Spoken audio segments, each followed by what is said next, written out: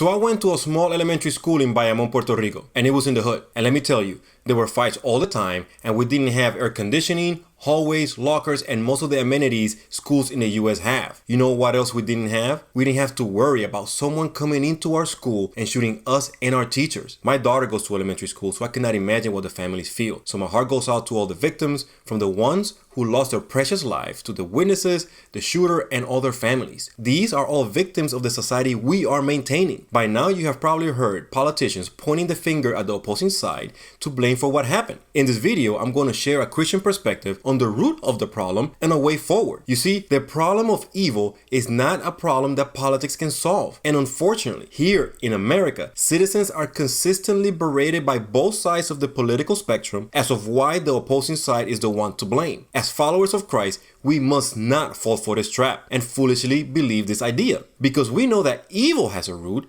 evil has a source, and Jesus showed us a way to live in a world in which evil is ever present and consistently seducing the minds of humans into committing some horrific acts of violence, like what happened in the school. So let me be clear. New policies, bills, and a political party are not the answer to sin and error. They simply provide patches. And let me tell you what Jesus said about patches. On Mark 2, verse 21, he said, "Besides, who would patch old clothing with new cloth? For the new patch would shrink and rip away from the old cloth, leaving an even bigger tear than before." You see, most political solutions to the problem of evil simply make things worse because they are incapable of addressing the sinful human heart. Have politicians solved the problem of war, or do they create more wars? Have they solved the problem of poverty, or have they made it more complex? Have they solved the problem of hate, or have they polarized people even more? By the way, I'm not mad at politics for being incapable of solving the problem of evil. That will be as foolish as being mad at a train for not being able to fly. Politics has a valuable purpose in society, and there are good politicians out there from both sides. But the problem of evil is not for politicians to solve. That is God's problem. And He solved it 2,000 years ago through the life,